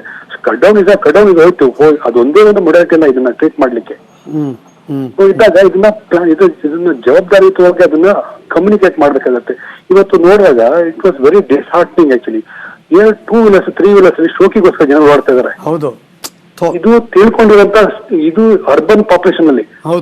ಪಾಪ ನಮ್ಮ ಹಳ್ಳಿ ಕಡೆ ಹೋದಾಗ ಇನ್ನೂ ಅದು ಬೇರೆ ರಿಪರ್ಕಷನ್ ಇನ್ನೂ ಬಂದಿಲ್ಲ. ಅದು ಈಗ ಬ್ಯಾಂಗ್ಳೂರಿನ ಜನಗಳು ಬ್ಯಾಂಗ್ಳೂರ್ ಬಿಟ್ಟು ಆಚೆ ಹೋಗ್ತಾ ಇದಾರೆ. ಇದೇ ತಪ್ಪು ಇಟ್ಲಿಯಲ್ಲೂ ಕೂಡ ಆಗಿದ್ದು. ಇಟ್ಲಿಯಲ್ಲಿ ಯಾವಾಗ ನಂಬರ್ ಜಾಸ್ತಿ ಆಗ್ತು ಮೆತ್ತಿಗೆ ಇನ್ಫಿಲ್ಟ್ರೇಟ್ ಮಾಡೋದು ಬೇರೆ ಕಡೆ ಹೋಗ್ಲಿಕ್ಕೆ, ಅವ್ರು ಶಿಫ್ಟ್ ಮಾಡಕ್ಕೆ ಮನೆಗಳನ್ನ. ಅದೇ ತರ ನಮ್ಗೆ ಬೆಂಗಳೂರಲ್ಲೂ ಕೂಡ ಆಗ್ಲೇ ಈಗ ಎಲ್ಲಾ ಕಡೆ ಹಳ್ಳಿ ಕಡೆ ಹೋಗ್ತಾ ಇದೆ. ಈಗ ಸಪೋಸ್ ಆ ಪಾಸಿಟಿವ್ ಇದ್ರೆ ಇನ್ಫೆಕ್ಟಿವ್ ಇದನ್ನ ಎಲ್ಲಾ ಕಡೆ ಹರಡ್ತಾ ಇದು. ಸೊ ಇದನ್ನು ಕೂಡ ಒಂದು ಮುಂದಿನ ಕಾಲದಲ್ಲಿ BP ಆಗೋ ಚಾನ್ಸಸ್ ಇದಾವೆ. ಅದನ್ನು ಕೂಡ ಸ್ವಲ್ಪ ನಾವು ಯೋಚನೆ ಮಾಡ್ಕೋಬೇಕು. ಅಲ್ಲೆಲ್ಲೋ ರಿಮೋಟ್ ಏರಿಯಾದಲ್ಲೂ ಈಗಾಗಲೇ ಆರಾಮಾಗಿರ್ತಾರೆ. ಹಂಗ್ ನೋಡಕ್ ಹೋದ್ರೆ ಇಲ್ಲಿ ಜನ ಅಲ್ಲೂ ಹೋದ್ಮೇಲೆ ಅವ್ರ ಭಯ ಕಾಡ್ಬೇಕು. ಈಗ ಹಂಗಾಗಿದೆ. ಹೌದು, ಕರೆಕ್ಟ್, ಆ ತರ ಆಗಿದೆ. ಬಟ್ ಇದನ್ನ ಕರ್ಫ್ಯೂ ಮಾಡಿದಾಗ at least what is the majors, basic communities, what is the providing, how they providing, ಇದನ್ನ ಸ್ವಲ್ಪ ಡಿಸೈಡ್ ಮಾಡಿದ್ರೆ ಜನಗಳಿಗೆ ಆ ರೆಸ್ಟ್ಲೆಸ್ನೆಸ್ ಕಡಿಮೆ ಆಗುತ್ತೆ. ಪ್ರಯಾರಿಟಿ ಡಾಕ್ಟರ್, ನಿಮ್ಮಿಂದ ಜನಕ್ಕೆ ಕೇಳಿಸೋದಾದ್ರೆ on priority wise day to day life ಅಲ್ಲಿ ಡೂಸ್ ಅಂಡ್ ಡೋನ್ಸ್ ಟಾಪ್ 3 ಏನ್ ಡಾಕ್ಟ್ರೆ? ಬೇಸಿಕ್ ಆಕ್ಚುಲಿ ಒಂದು ಐಸೋಲೇಷನ್, ಒಂದು ಸೋಷಿಯಲ್ ಡಿಸ್ಟೆನ್ಸಿಂಗ್ ಅಂತ ಹೇಳ್ತಾರೆ, ಅದನ್ನ ಆದಷ್ಟು ಪಾಲನೆ ಮಾಡ್ಕೊಳ್ಳಿ. ಎರಡನೇದು ನಿಮ್ಮ ಒಂದು ಡೇ ಟು ಡೇ ಇದನ್ನ ಸಲಕರಣೆಗಳನ್ನ ಸ್ವಲ್ಪ ಶೇಖರಣೆ ಮಾಡ್ಕೋಬೇಕಾಗತ್ತೆ. ಯಾಕಂದ್ರೆ ಇದು 1 ದಿನ 2 ದಿನ 21 ದಿನ ಲಾಕ್ ಡೌನ್, 21 ದಿನ ಆದ್ಮೇಲೆ ನಾವು ಸೇಫ್ ಇದೀರಾ ಇಲ್ಲ. ಈಗ ಸದ್ಯಕ್ಕೆ ತಾತ್ಕಾಲಿಕವಾಗಿ ಇದನ್ನ ಪುಷ್ ಮಾಡಕ್ಕೆ ಒಂದು ವಿಧಾನ. ಸೊ ನಾವು ಲಾಂಗ್ ಟರ್ಮ್ ಇರೋದ್ರಿಂದ ಸ್ವಲ್ಪ ಆ ಒಂದು ದಿಕ್ಕಿನಲ್ಲಿ ನಾವು ಯೋಚನೆ ಮಾಡ್ಬೇಕಾಗತ್ತೆ. ಮತ್ತೆ ಹೆಲ್ತ್ ಕೇರ್ ಸಿಸ್ಟಮ್ ಸ್ವಲ್ಪ ಸ್ಟ್ರಾಂಗ್ ಮಾಡ್ಬೇಕಾಗತ್ತೆ. ಈಗ ಕೋವಿಡ್ ಹಾಸ್ಪಿಟಲ್ ಅನ್ನೋ ಕಾನ್ಸೆಪ್ಟ್ ಬಂತು, ಅದು ಒಳ್ಳೇದು. ಯಾಕಂದ್ರೆ ಈ ಸಣ್ಣ ಪುಟ್ಟ ಜನಗಳಿಗೆ ಪೆರಿಫೆರಲ್ ಏನಾದ್ರು ಸ್ವಲ್ಪ ಕೆಮ್ಮು ಕಫ ಅಥವಾ ಸಪೋಸ್ ಕೋವಿಡ್ ಎಕ್ಸ್ಪೋಸ್ ಇದನ್ನು ಕೂಡ ಬರ್ಬೇಕಾದ್ರೆ ಮೇನ್ ಸೆಂಟರ್ ಬರ್ಬೇಕಾದ್ರೆ 4-5 ಹಾಸ್ಪಿಟಲ್ ಮುಟ್ಕೊಂಡು ಬಂದಿರ್ತಾರೆ. 4-5 ಹಾಸ್ಪಿಟಲ್ ಮುಟ್ಕೊಂಡ್ಬಂದ್ರೆ ಇನ್ವೇರಿಯಬಲಿ ಅಲ್ಲೂ ಟ್ರಾನ್ಸ್ಮಿಟ್ ಮಾಡ್ಕೊಂಡು ಅಲ್ಲಿ ಪಾಸಿಟಿವಿಟಿ ಟ್ರಿಗರ್ ಮಾಡಿದ್ರೆ ಮುಂದೆ ಬಂದಿರ್ತಾರೆ. ಇದನ್ನ ಪ್ಲಾನಿಂಗ್ ಮಾಡ್ಬೇಕಾದ್ರೆ ಒಂದ್ ಸೆಂಟರ್ ಕೋವಿಡ್ ಸೆಂಟರ್ ಅಂತ ಮಾಡ್ಕೊಂಡು ಅಲ್ಲಿಂದ ಬೇಕಾದ್ರೆ ಡಿಸ್ಟ್ರಿಬ್ಯೂಟ್ ಆಗ್ಲಿ, ನೆಗೆಟಿವ್ ಆಯ್ತು ಅಥವಾ ನೆಕ್ಸ್ಟ್ ಸ್ಟೆಪ್ ಡೌನ್ ಕೇರ್ ಅಂತ ಮಾಡ್ಬೇಕಾಗತ್ತೆ mostly. So only one should be at least. ಈಗ ಒಂದು ಪ್ಲಸ್ ಪಾಯಿಂಟ್ ಅಂದ್ರೆ ಕರ್ನಾಟಕದಲ್ಲಿ ಬ್ಯಾಂಗ್ಳೂರಲ್ಲಿ 1 ಕೋಟಿ ಪಾಪ್ಯುಲೇಷನ್ ಇದೆ. ಹೌದು, I think we know the boundaries. Yes, we have this sort of infrastructure. Only thing is that needs a better planning and implementation. ನಾನಿದು ಬಹಳ ಕುತೂಹಲದಿಂದ ಔಟ್ ಆಫ್ ಕ್ಯೂರಿಯಾಸಿಟಿ ಪ್ರಶ್ನೆ ಕೇಳ್ತಿದ್ದೀನಿ. ಗೊತ್ತಿರೋ ಹಾಗೆ ಒಂದು 6 ಅಥವಾ 8 ವರ್ಷದ ಹಿಂದೆ ಮಲೇರಿಯಾ ದೊಡ್ಡ ಮಟ್ಟದಲ್ಲಿ ಕಾಡಿತ್ತು. ಅವಾಗ ಏನು ಔಷಧಿ ಬಳಕೆ ಮಾಡ್ತಿದ್ವಿ ಆಂಟಿಡೋಸ್ನ, ಅದನ್ನ ಬಳಕೆ ಮಾಡ್ಬೋದು ಇದಕ್ಕೆ ಅಂತ ICMR ಕೊಟ್ಟಿರೋ ಇನ್ಸ್ಟ್ರಕ್ಷನ್ ಅಂತ ಕೇಳ್ಪಟ್ವಿ. ಅವ್ರಿಗೆ ಹೆಂಗ್ ವರ್ಕ್ ಆಗ್ತಿದೆ ಡಾಕ್ಟರ್ ಅದು? ಇದು ಬೇಸಿಕ್ಲಿ ಅದು ICMR ಕೊಟ್ಟಿರೋ ಗೈಡ್ಲೈನ್ಸ್ ಬರೀ 2 ತರ ಸಬ್ಸೆಟ್ ಆಫ್ ಪಾಪ್ಯುಲೇಷನ್ಗೆ. ಒಂದು health care workers are exposed to treating covid positive patients. ಎರಡನೇದು ಕೋವಿಡ್ ಪಾಸಿಟಿವ್ ಜೊತೆ ಇರುವಂತಹ ಬೈಸ್ಟ್ಯಾಂಡರ್ಸ್ಗೆ ಅದನ್ನು ಕೊಟ್ಟಿದ್ದು. ಈ ಎರಡೇ ಇಂಡಿಕೇಶನ್ ಕೊಟ್ಟಿರೋದು. ಕ್ಲೋರೋಕ್ವಿನ್, ಹೈಡ್ರಾಕ್ಸಿ ಕ್ಲೋರೋಕ್ವಿನ್ ಅನ್ನೋದು ಮಲೇರಿಯಾಗಲಿ ಅಥವಾ SLE ಅಂತ ಒಂದು ಕಂಡೀಷನ್ ಹೇಳ್ತೀವಿ, ಡಯಾಬಿಟಿಸ್ ಅಲ್ಲೂ ಈಗ ಯೂಸ್ ಮಾಡ್ತಾ ಇದೀವಿ ಶುಗರ್ ಕಂಟ್ರೋಲ್ ಮಾಡೋದಕ್ಕೆ. HCQ 2-3 ಟಾಕ್ಸಿಟಿ ಒಂದು ಟೀಸರ್ಟ್ ಆಗುತ್ತೆ. ಒಂದು QT prolongation, heart rhythms abnormality ಬರುವಂತ ಚಾನ್ಸಸ್ ಆಗಲಿ, ಕಣ್ಣಲ್ಲಿ ರೆಟಿನೋಪತಿ ಕಲರ್ ಚೇಂಜಸ್ ಎಲ್ಲ ಆದಂತ ಚಾನ್ಸಸ್, ಇವೆರಡು ಮೋಸ್ಟ್ ಕಾಮನ್ ಟಾಕ್ಸಿಟೀಸ್ ನೋಟ್ ಮಾಡಿದ್ದಾರೆ. ಬಟ್ ಈಗ ನಾವು ಒಂದು ಡ್ರಾಬ್ಯಾಕ್ ಅಂತ ಹೇಳಿದ್ರೆ, ಈಗ elderly populations are more affected. Elderly population ಅಲ್ಲಿ ಇನ್ವೇರಿಯಬಲ್ ಏನಾಗುತ್ತೆ, ಲಿವರ್ ಆಗಲಿ, ಕಿಡ್ನಿ ಕಾಂಪ್ರಮೈಸ್, ಡಯಾಬಿಟಿಸ್. ಈಗ ಇಂಡಿಯನ್ ಸ್ಟಾಟಿಸ್ಟಿಕ್ ಕೊಟ್ಟಾಗ 65 ವರ್ಷದ ವಯಸ್ಸಿನವ್ರ ಮೇಲೆಗೆ 9 ಕೋಟಿ ಜನಸಂಖ್ಯೆ ಇದೆ ನಮ್ದು. 30 ವರ್ಷ ವಯಸ್ಸು ಇಡೀ ಇಂಡಿಯಾದಲ್ಲಿ. ಅದರಲ್ಲಿ ಡಯಾಬಿಟಿಸ್ ಬಂದು 14 to 18 crore ಪಾಪ್ಯುಲೇಷನ್. ಅಸ್ತಮಾ ಇರುತ್ತೆ ತುಂಬಾ ಜನಕ್ಕೆ, ಉಸಿರಾಟ ತೊಂದರೆ ಇರುತ್ತೆ. ಹೌದು, ಈಗ ಆಸ್ತಮಾ ಆಗಲಿ, COPD ಆಗಲಿ, ILD ಅಂತ ಹೇಳ್ತೀವಿ, ರೆಸ್ಪಿರೇಟರಿ ಪ್ರಾಬ್ಲಮ್ಸ್ ಅಲ್ಲಿ ಈ ಒಂದು ಮಿನಿಮಮ್ 10-15 ಕೋಟಿ ಜನಗಳ ಪಾಪ್ಯುಲೇಷನ್ ಇದೆ. ಇಂತ ವಲ್ನರಬಿಲಿಟಿ ಇರ್ಬೇಕಾದ್ರೆ ಡ್ರಗ್ಸ್ ಕೊಟ್ಟಾಗ ಅದರಿಂದ ಒಳ್ಳೆ ಒಂದು ಅಂಶ ಬಂದ್ರೆ ಪರವಾಗಿಲ್ಲ. ಇದು ಟಾಕ್ಸಿಸ್ ಇಂದ ಈಗ ಒಂದು ಚೈನಾದಲ್ಲಿ ಒಂದು ಸ್ಟಡಿನಲ್ಲಿ 5 ಜನದಲ್ಲಿ ಈ ತರ ಡ್ರಗ್ಸ್ ಕೊಟ್ಟಿದ್ದಾರೆ. 3 ಜನಕ್ಕೆ ರಿಕವರ್ ಆಯ್ತು, 2 ಸಾವನ್ನಪ್ತಾರೆ. ಸೊ ಈ ಒಂದು ಪಾಯಿಂಟ್ಸ್ ಇಂದಾಗ ಸ್ವಲ್ಪ ಕಾಷನ್ ಆಗಿ ಯಾವುದೇ ಒಂದು ಡ್ರಗ್ ಆಚೆ ಬಂದಾಗ ಈಗೇನಾಗುತ್ತೆ, ಇದಕ್ಕೆ ಅಥಾರಿಟಿ ಇಲ್ಲ, ಯಾವ್ದನ್ನ ಯಾರು ಬೇಕೋ ಓದ್ ಕೌಂಟ್ರ್, ಯಾರು ಬೇಕೋ ತಗೋಬಹುದು. ಅದೊಂದು ರೆಗ್ಯುಲೇಷನ್ ಇಟ್ಕೊಂಡಾಗ ಯಾರು ತಗೋಬೇಕು, ಯಾರು ತಗೋಬಾರ್ದು. ಈಗ ಪೇಷಂಟ್ಗಳು ನಮ್ಗೆ ಮಾತಾಡೋದು, ಅವ್ರು ಅಟ್ಲೀಸ್ಟ್ ಒಂದು ರೀಚ್ ಔಟ್ ಮಾಡ್ಬೇಕು ಹಾಸ್ಪಿಟಲ್ಗೆ, ಒಂದು ಹೆಲ್ಪ್ ಲೈನ್ ಇದೆ, ಅದನ್ನ ದಯವಿಟ್ಟು ಸದುಪಯೋಗ ಪಡಿಸ್ಕೋಬೇಕು. ಎಲ್ಲಾ ಹಾಸ್ಪಿಟಲ್ ಕೂಡ ಅಟ್ಲೀಸ್ಟ್ ಹೆಲ್ಪ್ ಲೈನ್ ಫೋನ್ ತಗೋಬೇಕಾಗತ್ತೆ. ಇದನ್ನ ಎಲ್ಲಾ ಹಾಸ್ಪಿಟಲ್ ರಶ್ ಮಾಡೋದಾಗ್ಲಿ, ಈಗ ಫಾರ್ಮಸಿಗಳೆಲ್ಲ ಎಲ್ಲಾ ಕಡೆ ಸ್ಯಾಚುರೇಟ್ ಆಗಿದೆ. ಹೈಡ್ರಾಕ್ಸಿ ಕ್ಲೋರೋಕ್ವಿನ್ ಸೇಲ್ ಆಗ್ತದೆ ಕೂಡ ತುಂಬಾ ಫಾಸ್ಟ್ ಆಗಿ, ಇವಾಗ ಅಲ್ಲಿ ಅಷ್ಟೊಂದು ಮಟ್ಟಿಗೆ ನಮ್ಗೆ ಸ್ಟಾಕು ಇಲ್ಲ. ಹೌದು. ಸೊ ಇದನ್ನ ಮುಂದಕ್ಕೆ ಹೋಗ್ತಾ when we really need one more factor ಬರುತ್ತೆ, HCQ ರೆಸಿಸ್ಟೆನ್ಸ್ ಅಂತ ಕೂಡ ಬರುತ್ತೆ. ಇಂಥ ಕಂಡೀಷನ್ ಅಲ್ಲಿ ವೈರಸ್ ಇಸ್ ಆಲ್ವೇಸ್ ಮಾಡ್ತದೆ. ನಮ್ ಜನರ ಮೆಂಟಾಲಿಟಿ ಇವಾಗ ಹೆಂಗೆ ಅಂದ್ರೆ, ವರ್ಷಕ್ಕೊಂದು ಹಬ್ಬ ಯುಗಾದಿ ಮಾಡದೇ ಹೆಂಗೆ ಅಂತ ನೀವೇನ್ ಹೇಳ್ತೀರಿ ಡಾಕ್ಟ್ರೆ? ಹೌದು, ಇದು ಮುಂದಕ್ಕೆ ಅಟ್ಲೀಸ್ಟ್ ಇದು ನಮ್ಮ ಈ ಯುಗದಲ್ಲಿ ಈ ಒಂದು ದಿನ ನಾವು ಅಟ್ಲೀಸ್ಟ್ ನಾವು ತುಂಬಾ ಲೈಫ್ ಲಾಂಗ್ ತುಂಬಾ ಮರಿಲಿಕ್ಕೆ ಆಗಲ್ಲ. ಯಾಕಂದ್ರೆ ಹಬ್ಬಕ್ಕೋಸ್ಕರ ಹೌದು ಹಬ್ಬ ವರ್ಷನೂ ಬರ್ತದೆ. ಜೀವ ಒಂದು ಕರೆಕ್ಟ್ ಆಗಿದ್ರೆ ಮಾತ್ರನೇ ಜೀವದಲ್ಲಿ ಅದು ಕೊಡೋ ಡ್ಯಾಮೇಜಸ್ ನ ಕರೆಕ್ಟ್ ರೆಕ್ಟಿಫೈ ಮಾಡುವಂತ ಒಂದು ವ್ಯವಸ್ಥೆ ಕರೆಕ್ಟ್ ಆಗಿಲ್ಲ ಅಂತ ಪಕ್ಷದಲ್ಲಿ ನಾವು ಪ್ರಯಾರಿಟಿ ನೋಡ್ಕೋಬೇಕಾಗತ್ತೆ. ಇದರಿಂದ ನಿಮ್ ಒಬ್ಬರಿಗೆಲ್ಲ ರಿಸ್ಕ್, ಸಮಾಜಕ್ಕೂ ರಿಸ್ಕ್ ಇದೆ. ಒಬ್ಬ ವ್ಯಕ್ತಿ ಏನಾದ್ರು ಬಂದಾಗ ಸತ್ತಾಗ ಅದು ಬಾಡಿ ಡಿಸ್ಪೋಸ್ ಮಾಡ, ಇದು ಮುಂದೆ ಕಾಂಪ್ಲಿಕೇಶನ್ ಜಾಸ್ತಿ. ದೇವಸ್ಥಾನಗಳನ್ನೇ ಬಾಗ್ಲಾಕದ್ಮೇಲೆ, ಮಸೀದಿ ಚರ್ಚ್ಗಳೆಲ್ಲವೂ ಬಾಗ್ಲಾಕದ್ಮೇಲೆ, ಸೊ ನಿಮ್ ಮನೆಯಲ್ಲೇ ಮಂತ್ರಾಲಯ ಮಾಡ್ಕೊಂಡು ಮನೇಲಿ ಪೂಜೆ ಮಾಡಿ ಆರಾಮಾಗಿರ್ಬೋದೇನೋ ಅಂತ ಅನ್ಸುತ್ತೆ. ಹೌದು, 100%. ಇದು ಸ್ಟ್ರಾಂಗ್ ಮೆಸೇಜ್ ಹೋಗ್ಬೇಕಾಗತ್ತೆ ಜನಗಳಿಗೆ. ಇದು ನಿಮ್ಮ ಆರೋಗ್ಯಗಳಿಗೆ, ನಿಮ್ಮ ಇದಕ್ಕೆ ಸೊಸೈಟಿಗೆ ನೀವೇ responsibility. You should set an example by doing all this. Well said doctor, well said. Thank you so much doctor Sunil, news 18 Kannada ಜೊತೆ ಮಾತಾಡಿದ್ದಕ್ಕೆ. ಇದು ಎಕ್ಸ್ಪರ್ಟ್ ಡಾಕ್ಟರ್ ಸುನೀಲ್ ಅವರ ಅನಿಸಿಕೆ. ಅವರು ಕೂಡ ಇದಕ್ಕೆ ಹೋಗುಡ್ತಾ ಇದ್ದಾರೆ. ನರೇಂದ್ರ ಮೋದಿ ಅವರ ಈ ನಿಲುವು ಇದು ಅನಿವಾರ್ಯ ನಿಜ, ಬಟ್ ಆದರೆ ಈ 3 ವಾರಗಳ ಕಾಲ ನಾವು ಕೂಡ ಸಪೋರ್ಟ್ ಮಾಡಬೇಕು. ಹಂಗಿದ್ರೆ ಮಾತ್ರ ಈ ಪಿಡುಗನ್ನು ದೇಶದಿಂದ ಹೊರ ಹಾಕೋದಕ್ಕೆ ಸಾಧ್ಯ ಆಗುತ್ತೆ ಮತ್ತು ಕಂಟ್ರೋಲ್ ಮಾಡೋಕ್ಕಾಗುತ್ತೆ. 3ನೇ ವಾರದಲ್ಲಿ ಇದ್ದೀವಿ ನಿಜ, ಆದರೆ ಮುಂಬರುವ ದಿವಸದಲ್ಲಿ ಇದು ಹೆಚ್ಚು ಮಟ್ಟಿಗೆ ಹಬ್ಬ ಬಿಟ್ಟರೆ ಭಾಳ ಕಷ್ಟ ಆಗುತ್ತೆ ನಮ್ಮ ದೇಶದಲ್ಲಿ ಅಂತ ಅವರು ಕೂಡ ಅದ್ರ ಬಗ್ಗೆ ಮಾತಾಡ್ತಾ ಇದ್ದಾರೆ.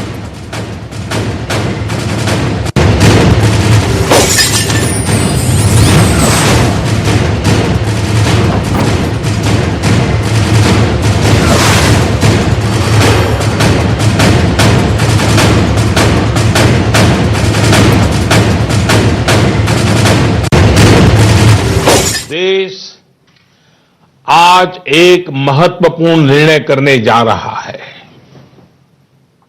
आज रात 12 बजे से पूरे देश में, ध्यान से सुनिए, पूरे देश में आज रात 12 बजे से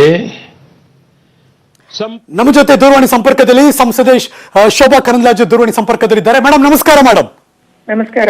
ಮುಂಬರುವ ದಿವಸ ಇನ್ನೂ ವರ್ಸ್ಟ್ ಸಿನಾರಿಯೋಗೆ ಹೋಗಬಾರ್ದು ಅಂತ ನಿಲುವ ಇದು? ಖಂಡಿತವಾಗಿ ಹೌದು. ಯಾಕಂದ್ರೆ ಪ್ರಪಂಚದ ಬಹಳ ಬಲಿಷ್ಠ ದೇಶಗಳು ಮತ್ತು ಆರೋಗ್ಯ ಸೌಲಭ್ಯಗಳು ಬಹಳ ಹೆಚ್ಚಿದೆ ಅಂತ ಹೇಳ್ಕೊಂತ ಇದ್ದಂತ ಅಮೆರಿಕ, ಇಟಲಿ, ಚೀನಾ ಇಂತ ಹಲವಾರು ಆರ್ಥಿಕವಾಗಿ ಬಹಳ ಬಲಿಷ್ಠ ಮತ್ತು ವೈದ್ಯಕೀಯವಾಗಿ ಬಲಿಷ್ಠ ದೇಶಗಳು ಹೌದು. ಇವತ್ತು ಸಂಕಷ್ಟವನ್ನ ಎದುರಿಸ್ತಾ ಇದ್ದಾವೆ. ಒಂದೇ ಒಂದಂದ್ರೆ ಸೋಷಿಯಲ್ ಡಿಸ್ಟೆನ್ಸಿಂಗ್ ಅನ್ನ ಅವ್ರು ಪಾಲನೆ ಮಾಡದೇ ಇರೋದಕ್ಕಾಗಿ. ನಮ್ಮ ದೇಶ ಅಂತೂ ಇನ್ನೂ ಹೆಚ್ಚು ಜನಸಂಖ್ಯೆ ಇರುವಂತ ದೇಶ. ಹೌದು. ಹಬ್ಬ ಹರಿದಿನಗಳು, ಜಾತ್ರೆ, ಸಂತೆ, ಮಾರ್ಕೆಟು, ನಮ್ಮಲ್ಲಿ ಜನ ಅಂದ್ರೆ ಜನ ಇರ್ತಾರೆ. ಹೌದು. ಅದಕ್ಕಾಗಿ ಇವರೆಲ್ಲರನ್ನು ಕಾಪಾಡೋದು ಒಂದೇ ದಾರಿ ಅಂದ್ರೆ ಅವರವರ ಮನೆಯಲ್ಲಿ ಇರುವಂತದ್ದು. ನಮ್ಗೆ ಬಹಳ ದೊಡ್ಡ ಸವಾಲು ಅಂದ್ರೆ ಒಂದು ವೈದ್ಯಕೀಯ, ಯಾರಿಗೆ ಈ ಸೋಂಕು ತಗಲುತ್ತೆ ಅವರಿಗೆ ವೈದ್ಯಕೀಯ ಸೌಲಭ್ಯ ಕೊಡುವಂತದ್ದು. ಈಗಾಗಲೇ ಸಾಕಷ್ಟು ವ್ಯವಸ್ಥೆಯನ್ನ ರಾಜ್ಯ ಸರ್ಕಾರ, ಕೇಂದ್ರ ಸರ್ಕಾರ, ಜಿಲ್ಲಾಡಳಿತ ಮಾಡಿ. ಒಂದು ಮೇಡಮ್, ಸಾರಿ ಟು ಇಂಟರ್ವ್ಯೂ, ಒಂದು ಜನಕ್ಕೆ ಸೀರಿಯಸ್ನೆಸ್ ಒಂದು ಬಂದ್ಬಿಟ್ರೆ ಇನ್ನು ಎಲ್ಲ ಸರಿ ಹೋಗುತ್ತೆ ಅಂತ ಅನ್ಸುತ್ತೆ. ಈ ಸೀರಿಯಸ್ನೆಸ್ ಬರೋಕೆ ಏನ್ ಮಾಡ್ಬೇಕಾಗಿದ್ರೆ? ಅಲ್ಲ, ಜನಕ್ಕೆ ಸೀರಿಯಸ್ನೆಸ್ ಬರಬೇಕು. ಅದಕ್ಕಾಗಿ ಪ್ರಧಾನಿ ಅವರು ಇವತ್ತು 2ನೇ ಬಾರಿ ಮಾತಾಡ್ತಿದ್ದಾರೆ. ಯಾಕಂದ್ರೆ ಪ್ರಧಾನಿ ಅವರು ಮೊನ್ನೆ ಕರೆ ಕೊಟ್ರು, ಜನತಾ ಕರ್ಫ್ಯೂ ಮತ್ತು ಸಂಜೆ 5 ಗಂಟೆಗೆ ಎಲ್ಲರಿಗೊಂದು ಧನ್ಯವಾದ ಹೇಳ್ಬೇಕು. ಇಡೀ ದೇಶದಲ್ಲಿ ಬಹಳ ದೊಡ್ಡ ಪ್ರಮಾಣದ ಒಂದು ಬೆಂಬಲ ಅದಕ್ಕೆ ವ್ಯಕ್ತ ಆಯ್ತು. ಜನ ಎಲ್ಲದನ್ನ ಸಹರ್ಷದಿಂದ ಸ್ವೀಕಾರ ಮಾಡಿದ್ರು. ಇವತ್ತು ನಾವು ಮಾಡ್ಬೇಕಾದ್ದು 28 ದಿನಗಳ ಇದ್ರ ಇನ್ಕ್ಯುಬೇಷನ್ ಪೀರಿಯಡ್. 14 ದಿನದೊಳಗೆ ಅದು ಯಾವಾಗ ಬೇಕಾದ್ರೂ ಗೊತ್ತಾಗ್ಬಹುದು ಒಂದು ಸರಿ ತಾಗಿದ್ಮೇಲೆ. ಅದಾದ್ಮೇಲೆ ಅದು ಪೂರ್ತಿ ಕ್ಯೂರ್ ಆಗಕ್ಕೆ ಇನ್ನೂ 14 ದಿನ ಬೇಕು. ಅಂದ್ರೆ ಒಟ್ಟು 28 ಡೇಸ್ ಬೇಕು. 28 ದಿನ ನಾವು ಪಾಲನೆ ಮಾಡ್ಬೇಕು ಇದನ್ನ. ಈಗಾಗಲೇ ನಾವು 1 ವಾರ ಕಳೆದು ಬಿಟ್ಟಿದೀವಿ. ಇನ್ನೊಂದು 28 ದಿನ ಇದನ್ನು ಪಾಲನೆ ಮಾಡಿದ್ರೆ ನಮ್ಮ ದೇಶದ ಜನರನ್ನ ಈ ಕೊರೋನಾ ವೈರಸ್ ಇಂದ ಕಾಪಾಡಬಹುದು. ವುಹಾನದಂತ ಪರಿಸ್ಥಿತಿ ನಮ್ಮ ದೇಶಕ್ಕೆ ಚಿಕ್ಕ ಪ್ರಶ್ನೆ ಕೇಳ್ಬಿಡ್ತೀನಿ. ನಿಮ್ ಪ್ರಕಾರ ಜನರೇನ್ ಮಾಡ್ಬೇಕು, ಜನಪ್ರತಿನಿಧಿಗಳು ಏನ್ ಮಾಡ್ಬೇಕು? ಅಲ್ಲ, ಜನ ಮನೆಯಲ್ಲೇ ಇರಬೇಕು. 2ನೇದು ಜನಪ್ರತಿನಿಧಿಗಳು, ವೈದ್ಯಕೀಯ ಸಿಬ್ಬಂದಿ ಮತ್ತು ಉಳಿದಂತೆ ಎಲ್ಲ ಆಫೀಸರ್ಸ್ ಬಹಳ ದೊಡ್ಡ ಜವಾಬ್ದಾರಿ ಅಂದ್ರೆ ಅವರ ಮನೆಗಳಿಗೆ ರೇಷನ್ ಸಿಗುವಂತೆ ಮಾಡುವಂತದ್ದು. ಇವತ್ತು ನಮ್ಮ ಇನ್ನೊಂದು ಬಹಳ ದೊಡ್ಡ ಸವಾಲು, ಯಾವ ಕೂಲಿ ಕಾರ್ಮಿಕರು ದಿನ ದುಡಿದು ದಿನ ತಿಂತಾ ಇದ್ರು ಅವರಿಗೆ ತುಂಬಾ ಸಮಸ್ಯೆ ಆಗುತ್ತೆ. ಅದಕ್ಕಾಗಿ ಈಗಾಗಲೇ ಸರ್ಕಾರ ಹೇಳಿದೆ, ಮುಂದಿನ 3 ತಿಂಗಳ BPL ಕಾರ್ಡ್ಗೆ ಕೊಡುವಂತ ರೇಷನ್ ಅನ್ನ ನಾವು ಈಗ ರಾಜ್ಯ ಸರ್ಕಾರಗಳು FCI ಗೋಡಾನಿಂದ ತಗೋಬೇಕು ಮತ್ತು ಜನರಿಗೆ ವಿತರಣೆ ಮಾಡಬೇಕು ಅಂತ ಹೇಳಿದೆ. ಇನ್ನು ಯಾರು ಈ ರೀತಿಯ ಕನ್ಸ್ಟ್ರಕ್ಷನ್ ಲೇಬರ್ಸ್, ಉಳಿದಂತವರು ಬೇರೆ ರಾಜ್ಯದಿಂದ ಬಂದವರು ಪಾಪ ಇಲ್ಲಿ ಸಿಕ್ಕಾಕೊಂಡಿದ್ದಾರೆ. ಅವರಿಗೆ ಕೆಲಸನೂ ಇಲ್ಲ, ಊಟನೂ ಇಲ್ಲ ಅಂತ ಆಗುತ್ತೆ. ಅವರಿಗೆ ಇವತ್ತು ಸರ್ಕಾರ, ಸಾರ್ವಜನಿಕರು, ಸಂಘ ಸಂಸ್ಥೆಗಳು ಎಲ್ಲ ಸೇರಿ ಅವರನ್ನ 21 ದಿನ ನಾವು ಕಾಪಾಡಬೇಕಾಗಿದೆ. Yes madam, thank you. News 18 Kannada ಜೊತೆ ಮಾತಾಡೋದಕ್ಕೆ ಸಂಸದೆ ಶೋಭಾ ಕರಂದ್ಲಾಜೆ ಅವರು. ನರೇಂದ್ರ ಮೋದಿ ಅವರು ಇವತ್ತು ಮಧ್ಯರಾತ್ರಿ 12 ಗಂಟೆಯಿಂದ ಅನ್ವಯ ಆಗೋ ಹಾಗೆ 21 ದಿನಗಳ ಭಾರತ ಲಾಕ್ಡೌನ್ಗೆ ಆದೇಶ ಕೊಟ್ಟಿದ್ದಾರೆ. ನ್ಯೂಸ್ ಮುಂದುವರಿತೆ. ಒಂದು ಚಿಕ್ಕ ಬ್ರೇಕ್ ಆದ್ಮೇಲೆ ಕಾಯ್ತಾ ಇರಿ.